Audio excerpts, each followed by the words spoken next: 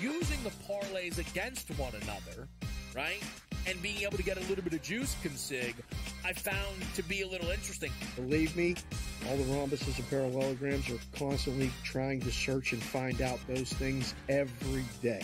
It's one of the battles that you know, as you expand the menu, you encounter new battles.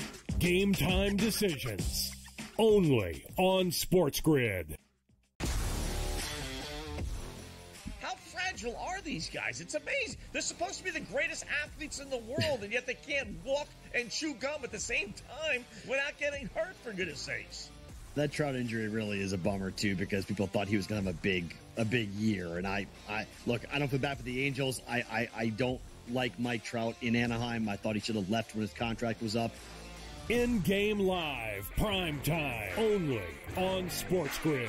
With the onset of NIL and the transfer portal, it is allowing players to develop further in college, and guys that would maybe be stuck on the bench at a power program and not have as much shine are having the ability to find themselves in the spotlight. Lane Kiffin came out and said we need to get bigger and more physical in terms of the offensive defensive lines, and that's why he went out and recruited that talent. Inside the transfer portal, only on SportsGrid. And now you have to qualify in these majors. You got to go do it, man. Like, and it just comes off really petty to sit up there and be like, I'm not. You know what you signed up for. So I don't like the pettiness. And I 100% think Taylor Gooch should be in the major championships. Mm-hmm. So in the same note, I'm saying this, but also it's like, hey, this is the world in which we live in right now, and you don't deserve anything. Only on SportsGrid.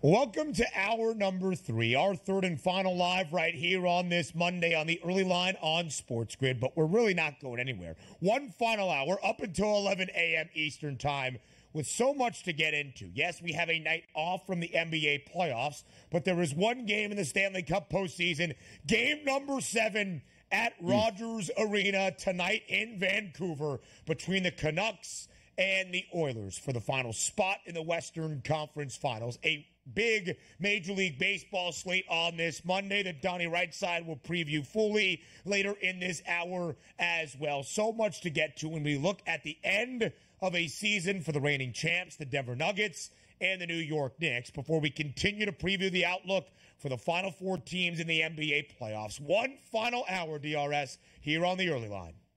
A lot to get to people updated on. Yes, there is a nice Major League Baseball card, which includes 2 afternoon games on a Monday, which is always nice. Why? Because we have the Padres and the Atlanta Braves in a doubleheader today. That is a big doubleheader today for those Atlanta Braves. Can't afford to lose both of those. You got to at least come away and salvage a victory, but we'll have some fun with talking about that. And also, the NHL, Edmonton, man. Let's see if they can get a dub tonight and move on to the Western Conference Finals. But outside of that, we got an hour to get you going, and we will. We got the Blue Jays at home. That's the Rogers Center. We got the Canucks at home. That's Rogers Arena. We got Edmonton leaving their home after a win in Game 6. That's Rogers Place. What a day it is up in the Great White North. But one day away from the start of the conference finals round in the NBA postseason. Eastern Conference Finals begins tomorrow. Game number 1 in Boston between the Celtics and the Pacers. Those are the 2 teams left standing in the East. Out in the Western Conference, game number 1 on Wednesday evening in Minneapolis between the Timberwolves and the Mavs. Of the final 4 teams still in the NBA playoffs, who is going to win the NBA championship? That was the question for you in Fade the Public.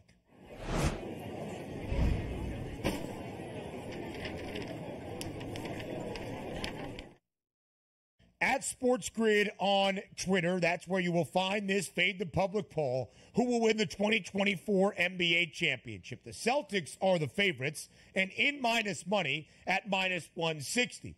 But the winners of the poll ever so slightly edging out Boston, That's Minnesota. Nearly 38% of the vote to the Celtics 35%. The Timberwolves are the public's pick to be an NBA champion. Both Boston and Minnesota, DRS, well in front of either Dallas or Indiana.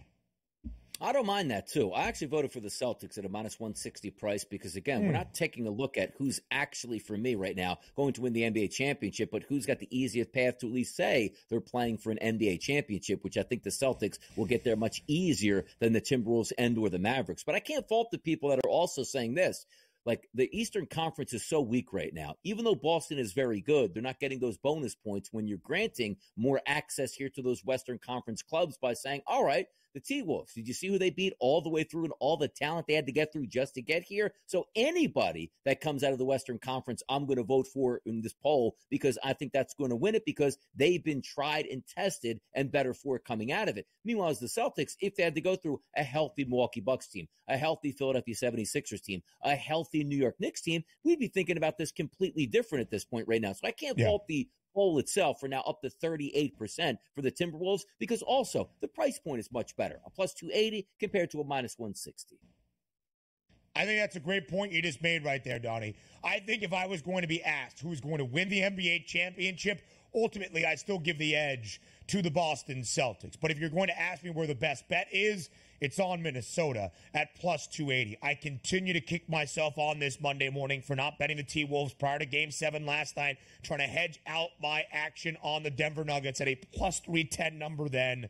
The longest of the three teams still at that point remaining in the Western Conference to win the Western Conference crown. I ultimately believe, although it is going to be a test and it very easily could go 7 games, the Timberwolves get the better of the Mavericks in the Western Conference Finals. And I'm just going to be honest about this. I don't think the numbers look all that different either for Minnesota or Boston by the time we reach the NBA Finals.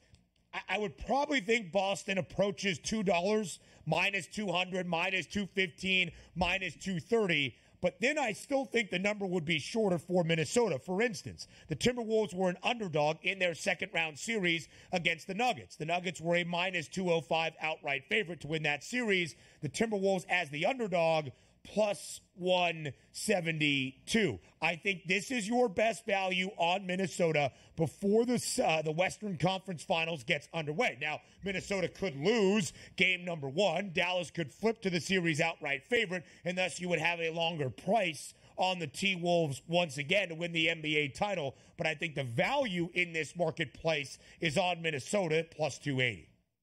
Yeah, certainly. And they're probably and we've already talked about it. I think they're the better overall team than the Mavericks are, but also interesting points here. When you take a look at the price points, Celtics minus 160, T-Wolves plus 280, Mavericks 5-1, and the Pacers at 26-1. The Pacers at 26-1 is incredible because, again, as we said, if they can get a 1-1 series split here in the first 2 games, that will be massive. And that price point will have no chance or no choice, I should say, but to drop basically in half because of how much that actually is. We're not talking about 6-1, 7-1, or 8-1. 26-1 is a pretty crazy number, and that's a legitimate basketball team here that's not injured. Can they beat the Celtics? I don't know if that's going to happen, but that price point is kind of wild to view that for an Eastern Conference final. But I take a look at that Mavericks price point at 5-1 here to win the NBA championship, because if you're looking to bet the Mavericks in this series coming up against the Timberwolves and or the NBA Finals, I would think you would want to bet them now before Game 1 started, because I do think the best chance for the Mavericks to win in Minneapolis is actually going to be in Game number 1 because of all that effort put forward in a Game 7 on the road where you see how happy the Timberwolves win. And rightfully so. We're not knocking them like, hey, act like you've been here before. They haven't been here before. And that's a massive victory going on the road, knocking off the reigning NBA champions here. I think there's the chance for a letdown at home, and that letdown probably will be in Game number 1. So if you're betting the Mavericks, I think getting in before Game number 1 starts probably makes the most sense for me as well.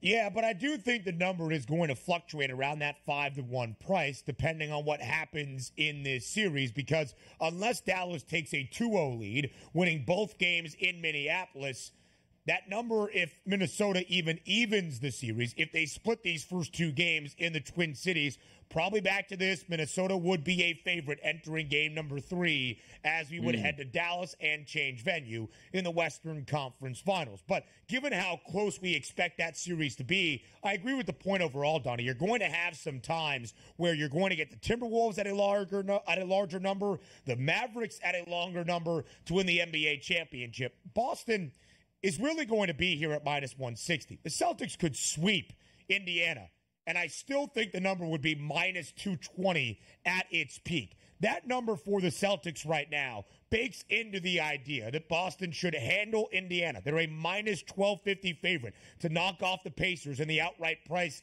in the Eastern Conference Finals. That minus 160 is a representation of the NBA Finals price having to take on either Minnesota or Dallas. And when Denver was favored to win the West and to get out of its second round set against the Timberwolves, it was actually a lesser number on Boston, minus 135, minus 140. The only way that changes to me, because if you're looking from a Celtics perspective, we're expecting a 5-game series, to be honest. Game 6 would be a little bit eye-opening here, but again, if they win it in 6, 4-2, that's not that bad. The question is going to be is, do we get a knockdown, drag-out series in the Western Conference Finals, going 7 games or hard-fought 6? Let it be known right now, that Timberwolves price that we're taking a look at, a plus 280 price, they beat the Mavs in 5 games. That number is going to drop drastically, and so is the Celtics price here to win. So you're still looking at the optimism on both sides here. We're expecting a longer series before these series even started for the Timberwolves and the Mavericks. That's baked into that price point as well. But you're right. These numbers are going to fluctuate on a night-to-night basis. Let's see what happens. And also to your point, I actually think the Dallas Mavericks would be a favorite if they go back to Dallas in a 1-1 series with Minnesota. So we'll see if it gets there. But I expect a great, great series out west here to start up. So what's next for the two teams eliminated in the Western Conference over the weekend? We talk Nuggets, Thunder, next.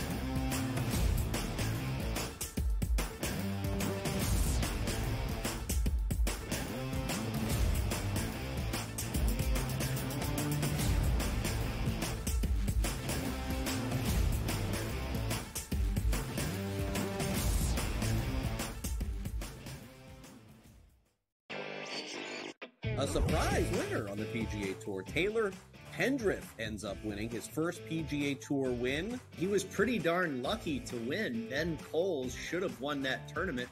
Also seeking his first PGA Tour victory, he went into the 18th hole, the easiest hole on the golf course, with a one-shot lead, and he was there in 2, just less than 30 feet from the cup. Newswire, only on SportsGrid.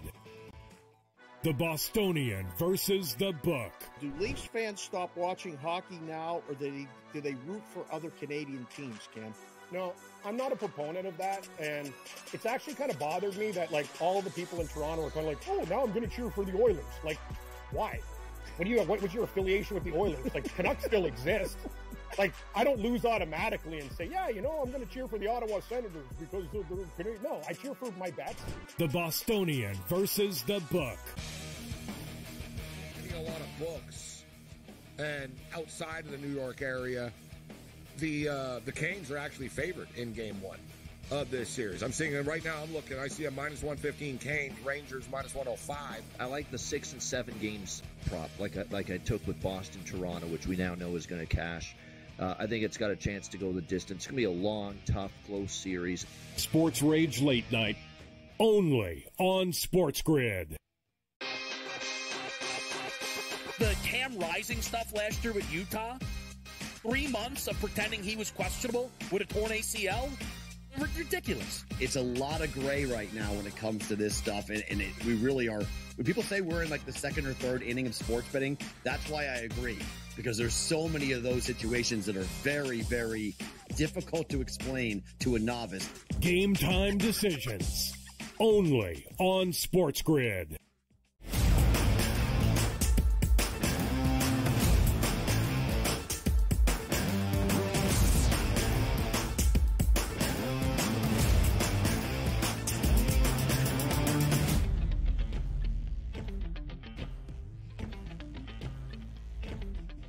The title defense, the first in the history for the Nuggets franchise, has now come to a close in Game 7 last night at altitude at home. The Nuggets were the 2 seed in the Western Conference. We'll also look back on the season that was for the 1 seed out west, the Oklahoma City Thunder. DRS, one of my best friends, is a longtime Nuggets fan. I texted him as the game was coming to a close last night. He knew that I was invested in Denver as well with a sorry, my friend. And he said to me, as long as Nikola Jokic remains in Denver, the Nuggets are going to have many more opportunities. And he is correct. So how do you look back on this season for Denver? The Western Conference favorites before the year got underway after winning the NBA title a season ago. Even entering Game 7, the Western Conference favorites among the teams that still were remaining. When you look back on this year for the Nugs, how will you sum it up?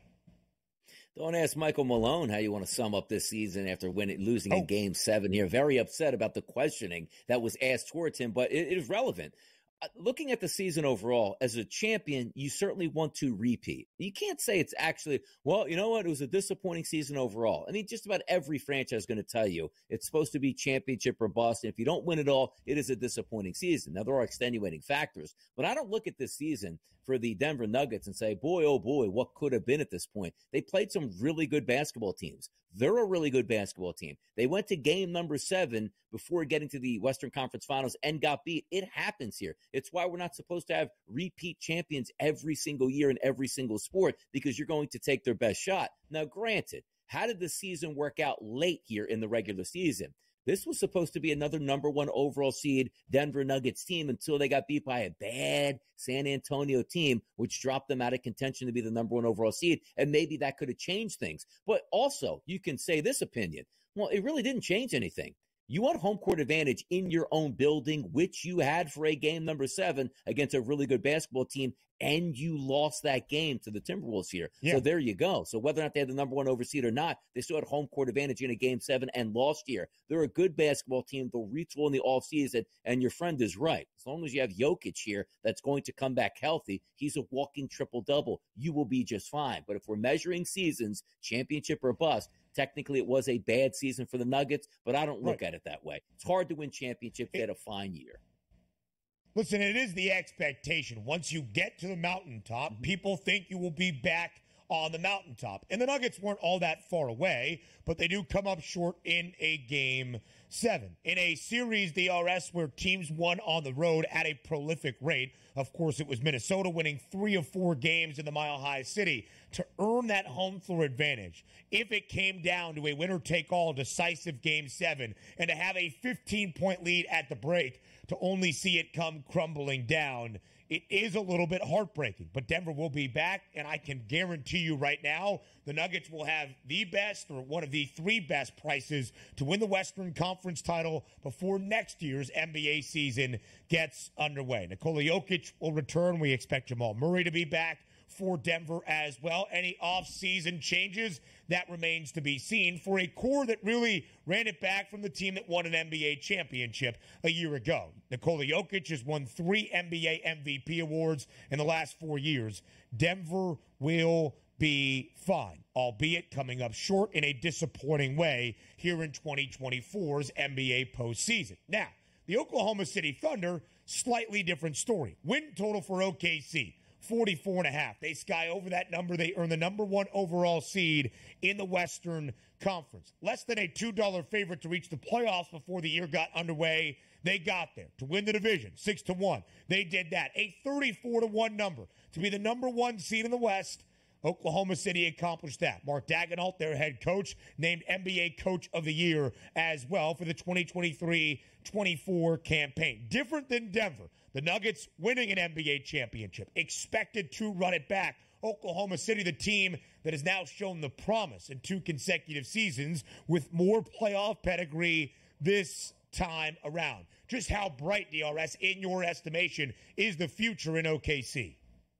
Yeah, the future is really bright in OKC because the one thing that you can sort of lean back on is actually what OKC did in the previous years. You saw that James Harden team, Russell Westbrook team, and Kevin Durant team, and you sit back and say, how did they win at least one championship? We might be on the precipice of another run like that, but keeping all these talented young players in-house because you must look at the team that they have now with the depth and also try to incorporate what's on the horizon. So many draft picks here. You can flip them for extra veteran pieces. This isn't a team that's like, oh, man, we were all in for one season. This is a young team that has multiple seasons still left to gel, and we sort of saw them take one of those, price points this year and say, I don't think they can get over the hump, but yet again, at the end of the regular season, they were the number one overall seed. I love the future of OKC. I love what they've done in the past to build this team. They played it exactly correct. Now, as we say, it's time to land the plane and add another superstar to that roster and watch out.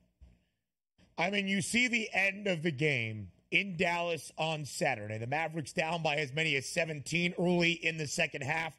They rally all the way back. Shai Gilgeous-Alexander, the superstar for Oklahoma City, commits the costly shooting foul on P.J. Washington Jr. that allows Dallas to take the lead. SGA was asked about that moment, and a lot of people would be devastated and maybe upset being asked about that. He simply said, I shouldn't have fouled. We talked about the details each and every day throughout a season that result in wins or, in fact, can lead to a loss. And that was that moment. I will get better, and I will learn from it. Very much believe in this Oklahoma City team moving forward. You wonder how attractive of a destination it is to be paired alongside Shai Gilgeous-Alexander or Chet Holmgren. Jalen Williams, probably one of the more underrated three guys that you will see in the NBA. I believe in this OKC team, DRS, and maybe there's been a comparison already to the Oklahoma City crew that was Kevin Durant, James Harden, and Russell Westbrook, that young core that seemed as though they would be there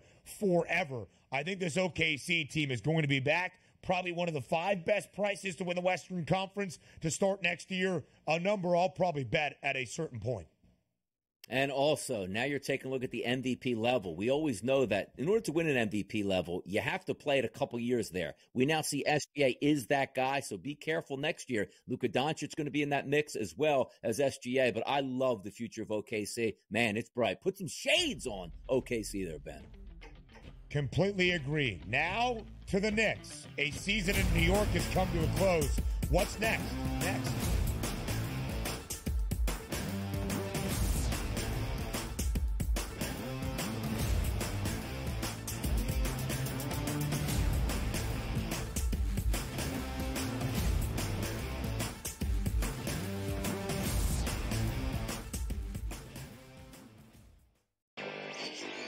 A surprise winner on the PGA Tour. Taylor Pendrith ends up winning his first PGA Tour win. He was pretty darn lucky to win. Ben Coles should have won that tournament. Also seeking his first PGA Tour victory, he went into the 18th hole, the easiest hole on the golf course, with a one-shot lead, and he was there in 2, just less than 30 feet from the cup. Newswire, only on SportsGrid. The Bostonian versus the Book. Do Leafs fans stop watching hockey now, or do they root for other Canadian teams, Cam? No, I'm not a proponent of that, and it's actually kind of bothered me that, like, all the people in Toronto are kind of like, oh, now I'm going to cheer for the Oilers. Like, why? What was your affiliation with the Oilers? Like, Canucks still exist. Like, I don't lose automatically and say, yeah, I'm going to cheer for the Ottawa Senators because they're Canadian. No, I cheer for my bats. The Bostonian versus the Book. A lot of books, and outside of the New York area, the Canes are actually favored in Game 1 of this series. I'm seeing it right now. I'm looking. I see a -115 Canes, Rangers -105. I like the 6 and 7 games prop, like I took with Boston, Toronto, which we now know is going to cash. I think it's got a chance to go the distance. It's going to be a long, tough, close series. Sports Rage Late Night, only on SportsGrid. The Cam Rising stuff last year with Utah, 3 months of pretending he was questionable with a torn ACL, ridiculous. It's a lot of gray right now when it comes to this stuff, and we really are. When people say we're in like the second or third inning of sports betting, that's why I agree, because there's so many of those situations that are very, very difficult to explain to a novice. Game time decisions. Only on SportsGrid.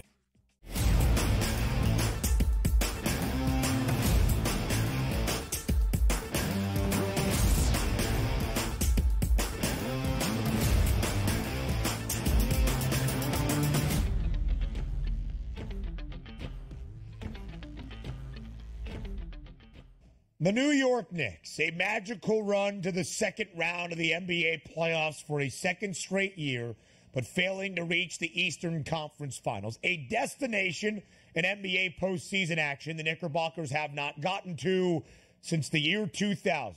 It will be 25 years if the Knicks get there next year. 2.5 decades from reaching the Eastern Conference Finals for a proud Knicks franchise. When you look back at this season, it was successful. Once again, 50 wins in the regular season, well over their preseason win total of 45.5. Expected to get to the Eastern Conference playoffs. The Knicks did that. A second straight year of a playoff series win, but ultimately coming up short in a Game 7 yesterday against Indiana.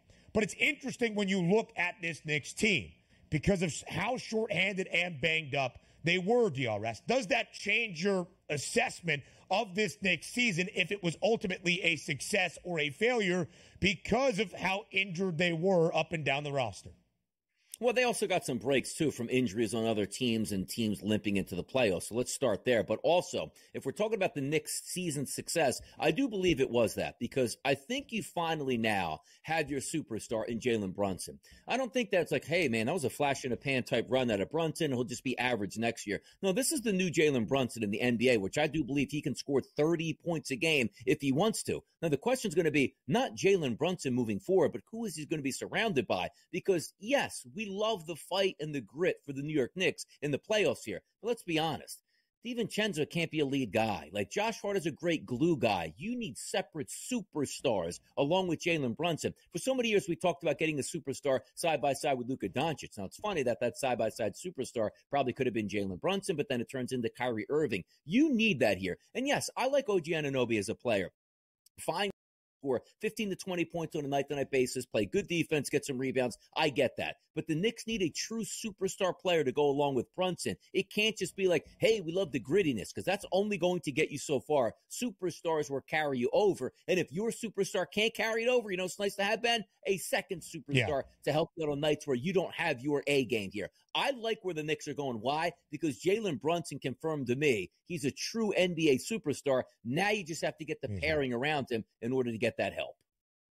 Me as well, DRS. We talked about it at the end of the regular season, or at least with a month and a half remaining. If the Knicks got healthy, still playing winning basketball, that would be the optimistic outlook for the playoffs and beyond. OG Anunoby returned and then, of course, was injured here in this second-round series against the Pacers. Julius Randle did not. Randle was not there for the playoffs. You think about just the depth.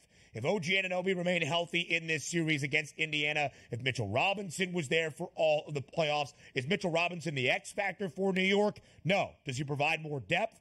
Absolutely so. I think if OG Anunoby is not injured at the end of Game 2, the New York Knicks win this series against the Pacers. They were up 2-0 heading to Indianapolis in 2 tightly contested games inside the Garden. OG Anunoby playing the best basketball of his playoff career in that second game through 3 quarters.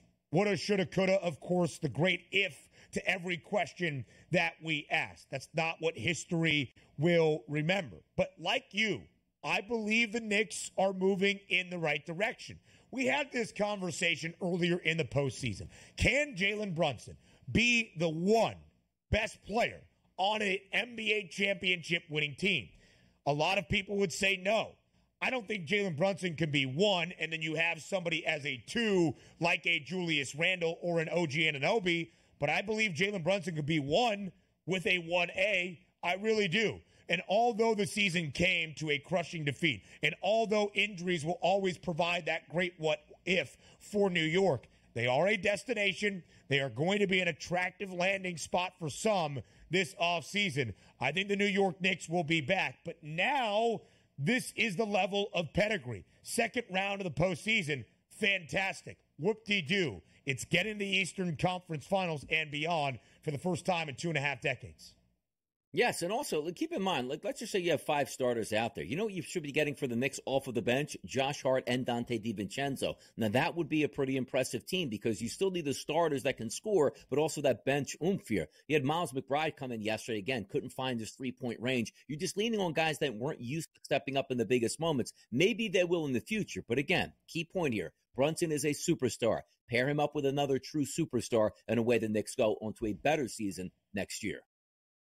And we will see what the odds are for the New York Knicks. The Eastern Conference is going to look crazy next year. Obviously, the offseason ahead in the NBA. But is anybody going to catch Boston? That will be the conversation. A prop perspective on this Monday next.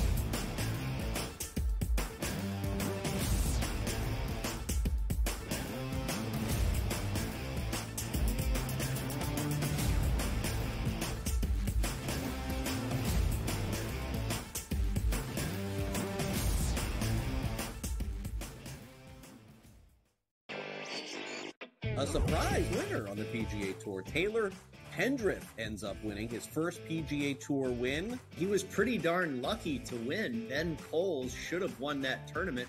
Also seeking his first PGA Tour victory, he went into the 18th hole, the easiest hole on the golf course, with a one-shot lead, and he was there in 2, just less than 30 feet from the cup. Newswire, only on SportsGrid. The Bostonian versus the Book. Do Leafs fans stop watching hockey now, or do they root for other Canadian teams, Cam? No, I'm not a proponent of that, and it's actually kind of bothered me that, like, all the people in Toronto are kind of like, oh, now I'm going to cheer for the Oilers. Like, why? What was your affiliation with the Oilers? Like, Canucks still exist. Like, I don't lose automatically and say, yeah, you know, I'm going to cheer for the Ottawa Senators because they're Canadian. No, I cheer for my bats. The Bostonian versus the Book. A lot of books, and outside of the New York area, the Canes are actually favored in Game 1 of this series. I'm seeing it right now. I'm looking. I see a minus 115 Canes, Rangers minus 105. I like the 6 and 7 games prop, like I took with Boston, Toronto, which we now know is going to cash. I think it's got a chance to go the distance. It's going to be a long, tough, close series. Sports Rage Late Night, only on SportsGrid. The Cam Rising stuff last year with Utah, 3 months of pretending he was questionable with a torn ACL, ridiculous. It's a lot of gray right now when it comes to this stuff, and we really are. When people say we're in like the second or third inning of sports betting, that's why I agree, because there's so many of those situations that are very, very difficult to explain to a novice. Game time decisions, only on SportsGrid.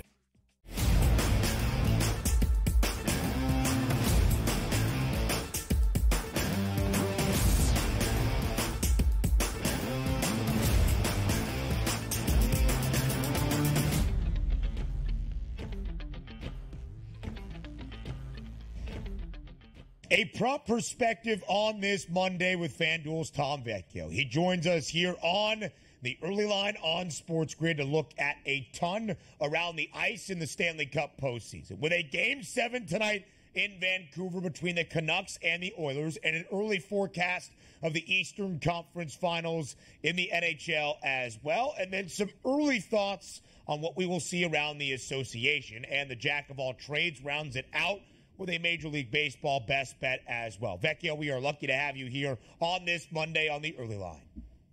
Yeah, thanks for having me. A great weekend of games. We are at the best time of the year. These are the elite teams. This is everything that we want to see, the best performances. Going to be an awesome week of games. I'm ready to go. So NHL bracket still remaining in the Stanley Cup postseason. The final spot in the conference final round will be determined tonight in Vancouver between the 2 remaining Canadian teams, the Oilers and the Canucks. Whoever wins tonight in Vancouver advances to the WCF to take on the Dallas Stars. On the other side, it's the New York Rangers and the Florida Panthers. So, Vecchio, let's go to Game 7 tonight in Vancouver between the Canucks and the Oilers. All series long, all 6 games so far, and in this winner-take-all Game 7, Edmonton has been booked as the favorite. And here we are once again. The Oilers, a road ice favorite tonight in Vancouver. How do you expect this Game 7 to play out tonight between the Canucks and the Oilers?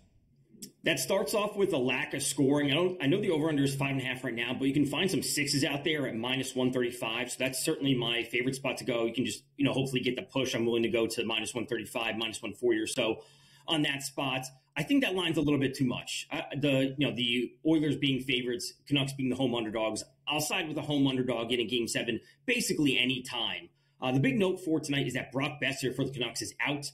This is a pretty big loss for them. 7 goals, most for the team in the playoffs, 12 points, most for the team, and 27 shots on goal, second most on the team. So it leads me to JT Miller, their top-line center, who's really going to have to do a whole lot. He has 28 shots on goal, which leads the team. So it's a Game 7. They're missing one of their best players. It's time for Miller to step up, pile up those shots on goal. So I like the under 6 if you can find it. I like Miller over 2.5 shots on goal, and then I would kind of side with the Canucks in this one. I think that the money line's too much in favor of the Oilers. Yeah, you see these in these leverage situations. The 6.5s quickly disappear into 6s and 5.5s here. We'll see if that plays out in game number 7. But we are set here in the Eastern Conference, and that's the Florida Panthers and the New York Rangers here, Tom. You take a look at the series prices. The Panthers are a favorite, -142. And it looks like the series over 5.5 games, heavily juiced at -188, under 5.5 games at a +152. Panthers favorite, even though they're actually not the home team here. Have home ice advantage, Tom. Yeah, the Rangers weren't favored in the last series versus the Canes, despite the Rangers having home ice and being the President's Trophy winners. They have been underdogs throughout. I think the lines are ultimately fine. It's a bit of a coin flip. I would say the Panthers, might be the best team in the Eastern Conference. I think the best bet for this series is to look for 6 total games at +194. 7 games is also at +190 or so you can get a little piece of both. It's kind of a coin flip, right? If you're willing to side with a home underdog that does have home ice when push comes to shove, you can take them, to win in 6 games, whatever it might be. So if it's a coin flip, and I'm obviously a Rangers fan, I have to throw that into account. I think it's going to go at least 6 or 7 games. So I'll take +194 for at least 6 games in this series.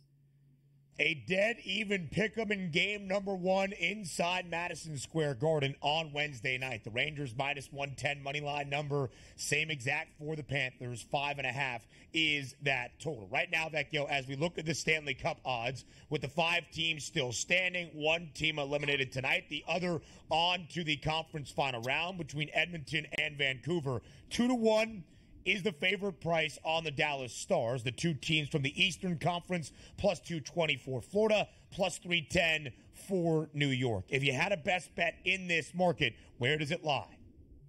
It's actually somewhat of a secondary market along those lines. That's actually the exact result of the Stars over the Panthers at +430.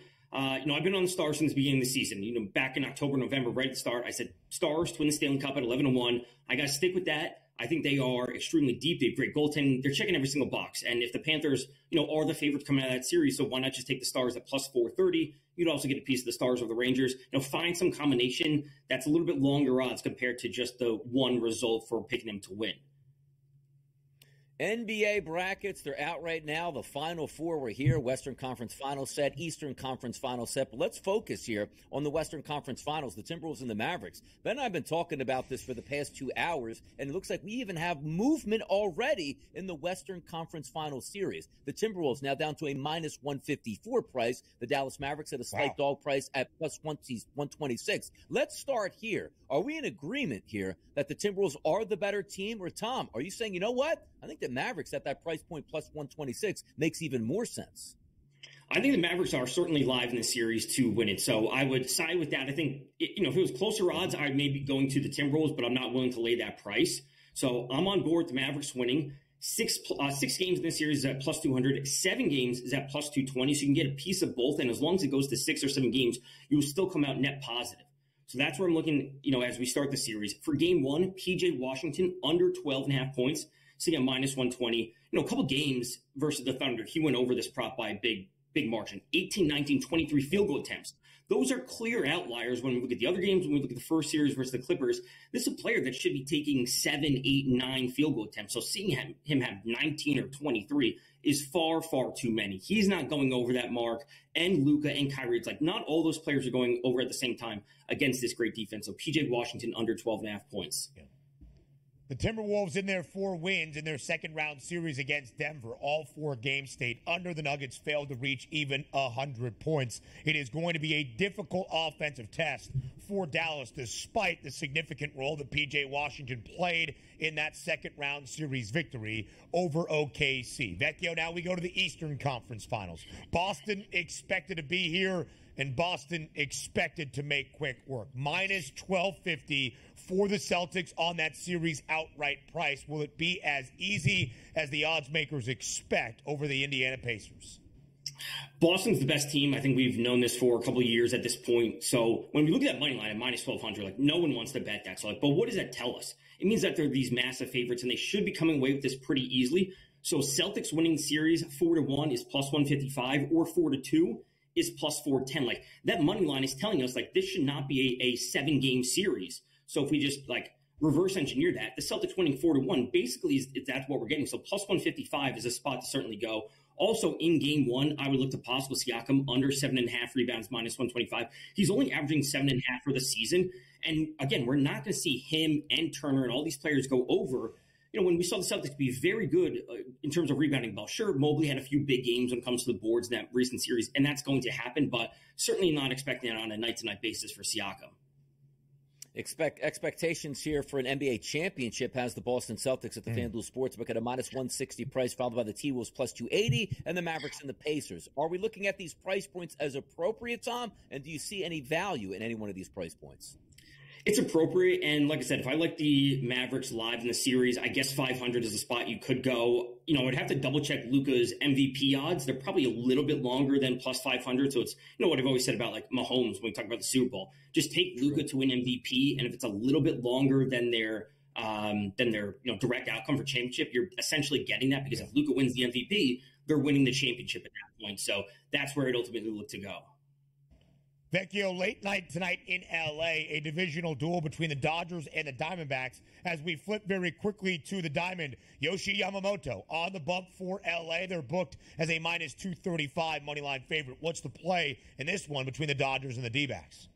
Yeah, quickly to end it out, it'd be Yamamoto over 5.5 strikeouts, sitting at minus 142. Outside of that first start versus the Padres, he's at least 5 strikeouts in 8 straight starts. Comes with a 27.5% strikeout rate, 12.3% swinging strike rate. And Arizona, while they have a modest strikeout rate versus righties, they're below league average in WRC+, which is 25th, and ISO, which is 27th. So it is an easy matchup for Yamamoto. That's the prop perspective. Tom Vecchio always brings it on a Monday. 4 plays for you, some in games and series that haven't even started yet. The jack of all trades, Tom. As always, we thank you for your time. More around MLB up next.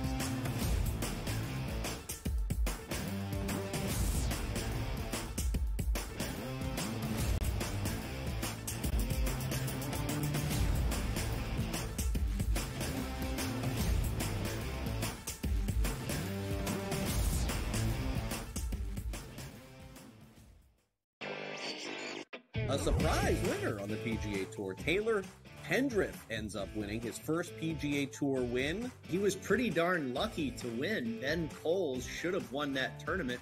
Also seeking his first PGA Tour victory, he went into the 18th hole, the easiest hole on the golf course, with a 1-shot lead, and he was there in 2, just less than 30 feet from the cup. Newswire, only on SportsGrid. The Bostonian versus the Book. Do Leafs fans stop watching hockey now, or do they root for other Canadian teams, Cam? No, I'm not a proponent of that, and it's actually kind of bothered me that, like, all the people in Toronto are kind of like, oh, now I'm going to cheer for the Oilers. Like, why? What was your affiliation with the Oilers? Like, Canucks still exist. Like, I don't lose automatically and say, yeah, you know, I'm going to cheer for the Ottawa Senators because they're Canadian. No, I cheer for my bats. The Bostonian versus the Book. A lot of books, and outside of the New York area, the Canes are actually favored in game 1 of this series. I'm seeing it right now. I'm looking. I see a minus 115 Canes, Rangers minus 105. I like the 6 and 7 games prop, like I took with Boston, Toronto, which we now know is going to cash. I think it's got a chance to go the distance. It's going to be a long, tough, close series. Sports Rage Late Night, only on SportsGrid. The Cam Rising stuff last year with Utah, 3 months of pretending he was questionable with a torn ACL? Ridiculous. It's a lot of gray right now when it comes to this stuff, and we really are. When people say we're in like the second or third inning of sports betting, that's why I agree, because there's so many of those situations that are very, very difficult to explain to a novice. Game time decisions, only on SportsGrid.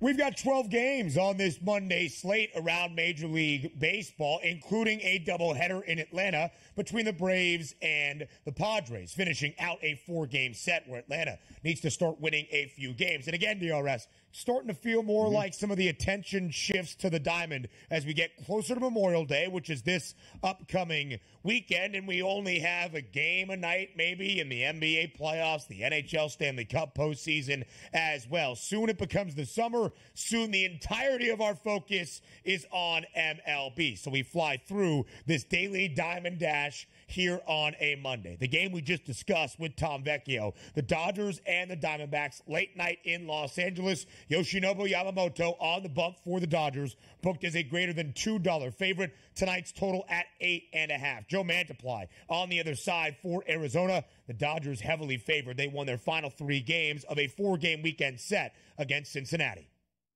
Probably should be heavily favored as well. You take a look at Yamamoto on the mound. Last 100 batters over the previous month here. A walk percentage of 5%, which is very good. Strikeout percentage 23%, which is very good. And you take a look at those ISO power numbers. 147, very good. And also weighted on base percentage at 259. The Diamondbacks, I like the lineup overall. But going up against Yamamoto, it doesn't really look great. You're taking a look at only looks like one guy over 180 ISO power number, and that's Jock Peterson at 246. He had a couple RBI props yesterday that did cash in. But outside of that, doesn't look like a great lineup. And then as we always turn it over here to the Dodgers, Mantiply, the left-handed pitcher on the mound today for the Diamondbacks, hasn't been all that bad. Last 30 days, he's only faced 34 batters, but he's got an ISO of 121 and a weighted on base percentage of 247. Even though I really like that Dodgers lineup, which, again, you're going to like that basically on a night-to-night basis, it probably leans towards the Dodgers winning this baseball game by run line and also keeping it low scoring with an under as well. Like a 4-2 outcome probably feels right at this point, but I would be surprised if the Diamondbacks won this game. So when you look at the Dodgers, 49 games so far this season, they have been booked as a favorite in 47 of 49. Being a minus 235 moneyline favorite is not rarefied air for LA. On the run line, though, 26 and 23. Again, often laying a run and a half. Pretty good marks for LA. The hottest team in all of baseball, that's the New York Yankees, winners of 7 straight at home, favored today to make it 8 in a row. Minus 136 for New York, up in the Bronx, hosting the Seattle Mariners, a total at 7.5. Will the Yankees make it 8 straight wins on this Monday? Probably so, and that lineup has really come under fire here for not performing all that great to start the season. Now, the big boys in the middle of that lineup, Aaron Judge, Stanton, as well as Juan Soto, have really come into their own. Now, let's take a look here at Logan Gilbert on the mound, right-handed pitcher for the Seattle Mariners. For the season, 222 batters he's faced, a 142 ISO, and a weighted on-base percentage of 257. Hasn't changed all that much in the past 30 days, where he's faced 122 total batters, a 139 ISO, and a weighted on-base percentage of 275. Now, he's been absolutely fantastic on the season and the past 30 days against left-handed batters. Now, sometimes it doesn't matter. Soto's one of those left-handed batters. Usually doesn't care who you are on the mound. He's going to dominate. But guys that could be effective, the Verdugos of the world, the Anthony Rizzos, and the Austin Wells, left-handed batters expected to be in this lineup along with Juan Soto. The question's going to be, Logan Gilbert over the first part of the season has done very well against right-handed pitching. But over the past 30 days, he's faced 56 of those right-handed batters, a 250 ISO, and a 346 weighted on-base percentage, which means Anthony Volpe, Aaron Judge, Giancarlo Stanton all have legitimate chances to go yard tonight. But let's flip it over to the other side. Marcus Stroman is a quality pitcher. He's been very good this season against right-handed batters, but he hasn't been very good at all against lefties. On the season, on 90 batters that he's faced from the left-hand side, a 280 ISO and a 395 weighted on base percentage. Let's take a look at the last 30 days. It actually gets higher, an ISO of 340 and a weighted on base percentage of 405. You're going to get, looks like 1, 2, 3, probably 4 left-handed batters in the lineup. The best of it is Cal Raleigh in the middle of that lineup as a catcher, a 242 ISO against right-handed pitching. He might have a legitimate chance to go yard tonight. But again, Yankees are the better team overall. I expect them to win. But Cal Raleigh might be a little RBI guy in the middle of that lineup today. We showed you Aaron Judge and his offensive resurgence in the last 2 weeks as well, batting above 430, 7 home runs, 13 RBIs. He has the best RBI prop at minus 105 for today's game. The Red Sox got off to a great start this year, DRS, after a victory over San Francisco on May 1st. They were 18-13. From that point, Boston has dropped 11 of their last 16. The Rays, outside of Baltimore and New York, the only other team above 500 now in the American League East. And we have a virtual pick'em today at the Trop. Minus 112 for the Rays, minus 104 on the other side for the Red Sox. Total at 7.5. Yeah, you're taking a look at that total at 7.5 and saying like, ooh, the Red Sox been hot on offense. Can they get it together today again? Maybe so, but also look where they're playing. We're no longer playing in Fenway. We're down in Tampa, and the Trop certainly runs hard to come by. And Tanner Houck is on the mound. Say no more. You don't look at Tanner Houck and say, oh, that's a game we're looking to fade him and go over. You look at his seasonal statistics, Ben. 235 batters faced, an 050 ISO and a weighted on base percentage of 247. K rate, 24%. Walk rate, under 5%. He has been absolutely phenomenal. So let's flip it over to the other side. Taj Bradley is a very talented young pitcher here for Tampa Bay. The question's going to be, we don't really have a big backdrop here. 44 batters faced over the past 30 days, but it's a 103 ISO power number and a weighted on base percentage of 261. Looks like it's going to be an under day at Tropicana Field. A very interesting situation in this central focus. We go to Kansas City. The Royals, a home money line favorite at minus 118. Total at 9. Reese Olson gets the start on the other side for Detroit. He is 0-4 this year. All right, bad. 0-4, but with a 2.09 ERA. Yeah. In fact, he has made 8 starts. The Tigers have lost 7 of the 8, but not because of Olson. He has been sensational. In the last 3, he has given up only 1 earned run in his last 3 starts, and the Tigers have scored 5 runs in total in those 3 games. Will Detroit finally back up their boy in Reese Olson today in KC?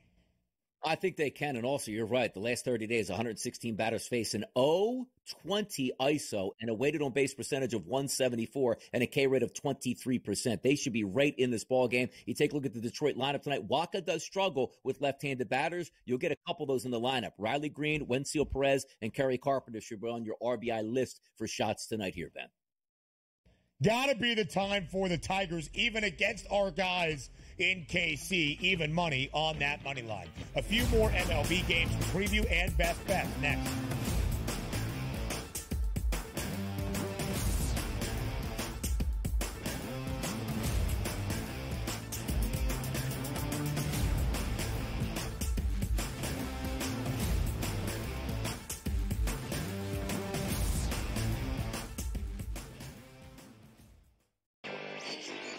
A surprise winner on the PGA Tour. Taylor Pendrith ends up winning his first PGA Tour win. He was pretty darn lucky to win. Ben Coles should have won that tournament. Also seeking his first PGA Tour victory, he went into the 18th hole, the easiest hole on the golf course, with a 1-shot lead, and he was there in 2, just less than 30 feet from the cup. Newswire, only on SportsGrid. The Bostonian versus the Book. Do Leafs fans stop watching hockey now, or do they root for other Canadian teams, Cam? No, I'm not a proponent of that, and it's actually kind of bothered me that, like, all the people in Toronto are kind of like, oh, now I'm going to cheer for the Oilers. Like, why? What was your affiliation with the Oilers? Like, Canucks still exist. Like, I don't lose automatically and say, yeah, you know, I'm going to cheer for the Ottawa Senators because they're Canadian. No, I cheer for my bats. The Bostonian versus the Book. A lot of books, and outside of the New York area, the Canes are actually favored in Game 1. of this series. I'm seeing it right now. I'm looking. I see a minus 115 Canes, Rangers minus 105. I like the 6 and 7 games prop, like I took with Boston, Toronto, which we now know is going to cash.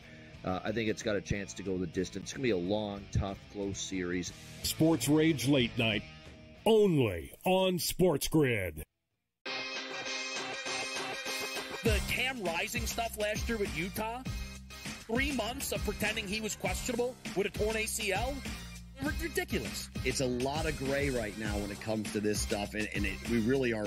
When people say we're in like the second or third inning of sports betting, that's why I agree, because there's so many of those situations that are very, very difficult to explain to a novice. Game time decisions, only on SportsGrid.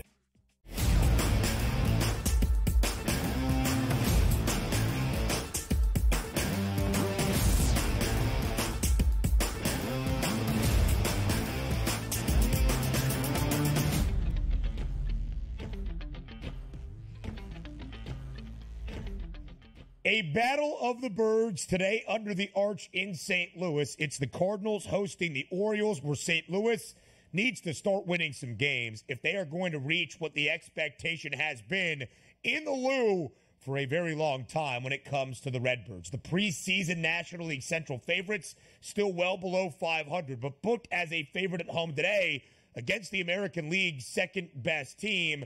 That's Baltimore. Why? Sonny Gray is on the bump for St. Louis. Will it be a gray day in St. Louis against Baltimore? I don't know. Like Sonny Gray, first, like I would say, month and a half of the season, basically, as opposed to the past 2 starts, was fantastic. Hasn't been all that great as of late, and that's not the team that you want to be stumbling around with when you're going to take on the Orioles. And also keep in mind, we got 83 degrees today in the Lou, and the total probably could be on your radar because that ball should be traveling. But if you're looking at Sonny Gray, seasonal statistics look good. The last 30 days, a little bit more troublesome. Now let's flip it over to the other side. Dean Kramer on the mound, who hasn't been all that bad this year. You're looking at a guy that's supposed to be factored in as like your 3rd, 4th, or maybe 5th option on the mound. He's got a 196 ISO, which is a little bit elevated, but a weighted on base percentage of 280. K rate on the season, 25%. How about the K rate, though, Ben? Over the past 30 days, elevated to 33%. That's pretty impressive at this point. So I'm going to give the nod to the Baltimore Orioles in this game. I like the lineup better. And Sonny Gray, if this was 2 weeks ago, we'd be taking St. Louis because how dominant he was. A little bit leaky as of late. So I'm going to lean towards those Baltimore Orioles today. DRS, the best team in the American League Central, that's the Cleveland Guardians. 30 wins, second most in the American League, only behind the Yankees. The Guardians back home, minus 126. Home money line favorite. Cleveland was home over the weekend, and a sweep over Minnesota, but minus 126 favorite to start off this midweek series against the New York Mets. Over under 8.5. Now, listen, the Mets did get a victory yesterday, but the New York Mets have not been great here in the month of May. They avoid a sweep against the Marlins yesterday in Miami with a victory 7-3 in the finale. The Mets entered May with a winning record. They are now 4 games below 500 at 21 and 25. They have lost 11 of their last 17. Can the Amazons start to right the ship against the best team in the AL Central? Yeah, maybe if they sit Diaz down as their closer, it's been horrendous over the past week here. That usually helps when you have a lockdown closer, which they figured they had here. But the Cleveland Guardians and the Mets today, you take a look at that total, probably leaning more towards the over. Ben Lively will be on the mound on the season, 197 ISO, weighted on base percentage, 325, which is right about average. But that ISO power number has kicked up a little bit to lefties over the past 30 days to a 267. So Francisco Lindor, Brandon Nimmo on that lineup, Beatty, and McNeil, along with Narvaez, might be some RBI shots. Let's flip it over to the other side and take a look at Tyler McGill on the mound. Only 18 batters he's faced this year. Doesn't have very good statistics, so it's hard to go over. But having said that, going up against right-handed pitching over the past 30 days for those Cleveland Guardians, they've been really good, Ben. Look at the first 6 guys in that lineup. Freeman, Jimenez, Ramirez, Naylor, Fry, and Brennan. 350, 322, 347, 336, 332, and 329 here, all with low K percentages as well. Slight lean towards the Guardians, but I actually think we get some runs here in this game. I'll take the over the total here. I like that, DRS. So on this Monday, whether it's in Major League Baseball or elsewhere, it is time to hand you out a best bet. So before we say farewell, before we say goodbye, it is time for bye, bye, bye.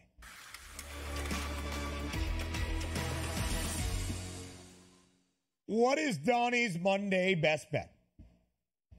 Big time moments big-time games, closing out series. So if I'm talking closing out series, we're going to the NHL tonight. And I loved Connor McDavid waking up in this series in game number 6. He will do the same in game number 7. I expect a goal out of McDavid. Anytime goal scorer on the FanDuel Sportsbook, Connor McDavid, plus 135 price tonight. He's getting the job done, and Edmonton moves on. DRS, the hockey guy. Connor McDavid to tickle the twine. He had 3 assists in a 5-goal outing for Edmonton in game number 6. A couple of plays for me. Major League Baseball. We didn't discuss the doubleheader between Atlanta and San Diego.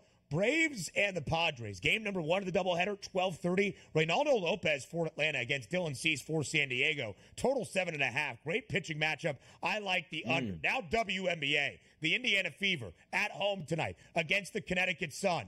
Connecticut is one of, if not the best defensive teams in the NBA. I stay under 163.5 and a little plus money sprinkle on Double J. The big for New York, the veteran who's been stepping out for the Liberty this year. 2+ made threes, plus 164. That's a card for you on a Monday, huh? I like it. We're ready to go, and I can't wait for tomorrow to see that cashed-in goal ticket when I wake up earlier this morning. Let's go, or tomorrow morning. You are certainly going to wake up to find out. You're not staying up late night in Vancouver. Kevin Walsh might be there. We'll see you Tuesday, 8 a.m. Eastern.